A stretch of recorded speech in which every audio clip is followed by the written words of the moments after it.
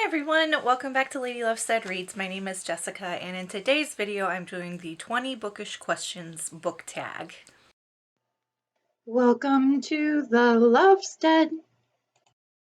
For this video I was tagged by Emma at the Overstuffed Shelf, and this is just a series of questions related to books and reading habits. I don't remember off the top of my head the original creator of this tag, but I will make sure to link you to it down below, as well as link you to Emma's channel, and let's get started.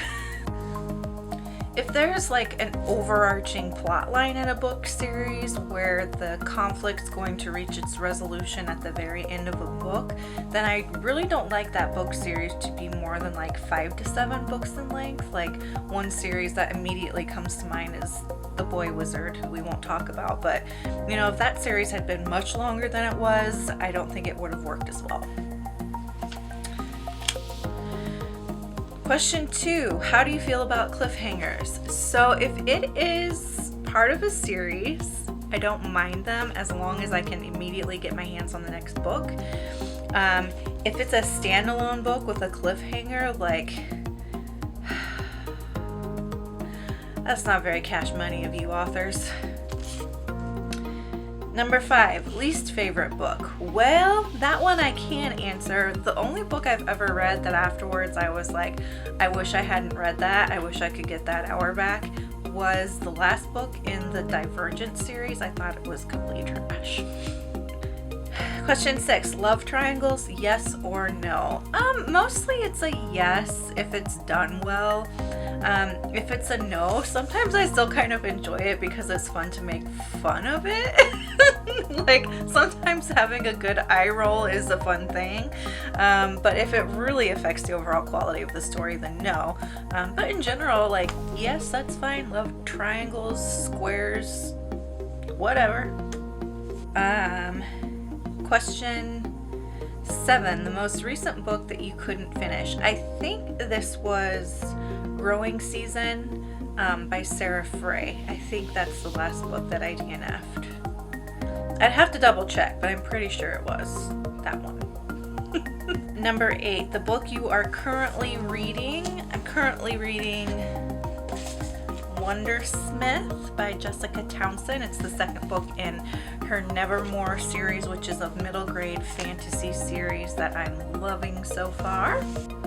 Question 9, the last book you recommended to somebody. So I just this weekend watched Gavin Hetherington's reading vlog he did about romance novels, and since last weekend was Valentine's Day, I also read a romance novel, and in his video he was asking for recommendations, and since I somewhat mostly enjoyed the romance novel that I read this weekend, I recommended it to him on his video, and it was a mafia romance called Bound in Honor by Cora Riley. And I'm honestly a little bit embarrassed to even admit that because romance is generally like not my thing, but I'm kind of getting into mafia romance, if I dare confess this to you. Question 10, the oldest book you've read by publication date, and it's probably something like Oedipus Rex or Lysistrata or some like ancient Greek play or Odyssey or, you know, epic poetry. I've also read a lot of like medieval lit, like Beowulf and stuff like that. This will probably be the oldest. Book 11, the newest book you've read. The newest book was probably, it was either Midnight Library by Matt Haig or The Invisible Life of Addie LaRue by V.E. Schwab. Either way, it was something published in 2020. I've not gotten my hands on anything published in 2021 just yet.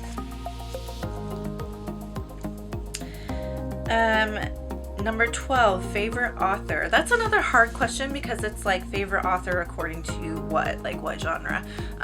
When it comes to like literary fiction, I really like Virginia Woolf.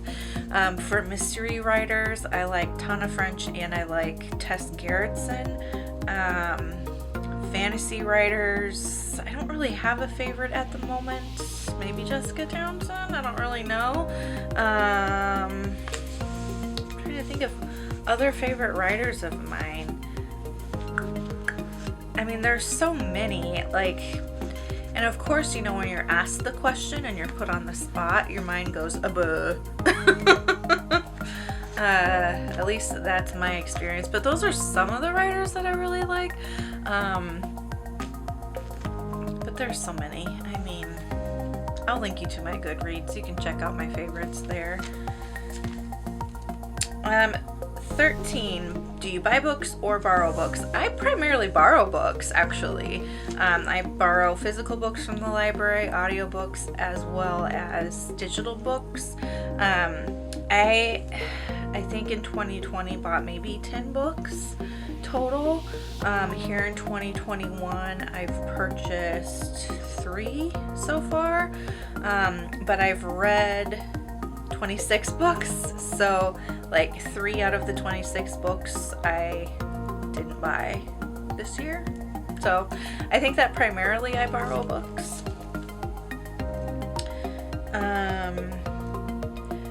Question 14. A book you disliked that everyone seemed to love. Oh my goodness, I have 3 that are so disappointing to me because I thought they were possibly going to be my book of the year. The first one was The Midnight Library by Matt Haig. I hated it.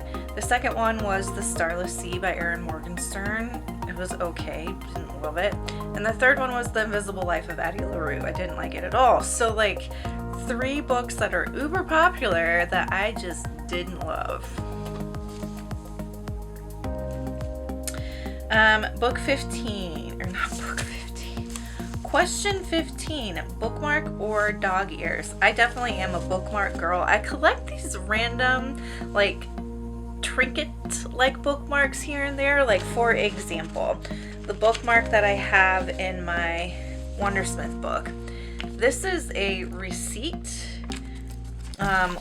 for, oh no, it's not a receipt. It is a coupon for Gerber Baby Formula from 1993. So this was a coupon that my mother had from when my little brother was a baby. So I have just all of these like little random things that I have saved over the years that I use as bookmarks, but they've ended up having like a little bit of, what do you call it? Nostalgia for me, because like one of them's my Metro card from when I lived in France for the summer. One of them is a ticket to a movie that I went to with someone who's now passed on, and it's like these little trinkets become my bookmarks, and I have a special box that I keep them in, and I just rotate them out as I read books. And whenever I lose one, I'm very upset about it.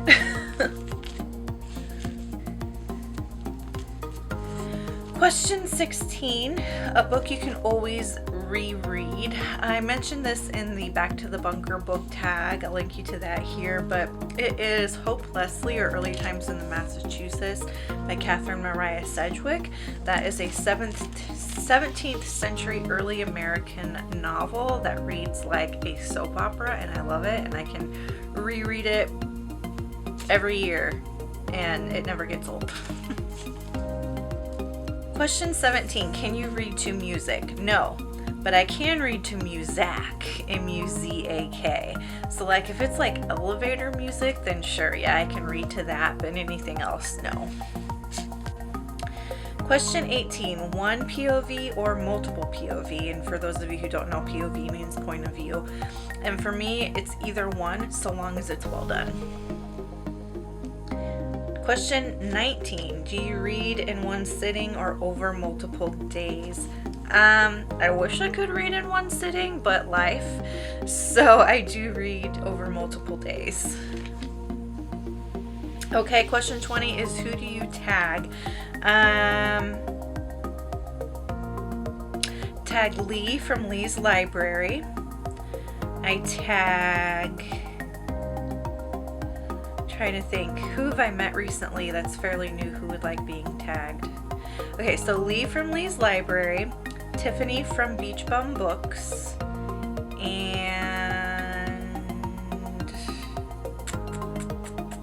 I think that's all. That's all I'm gonna go with for now.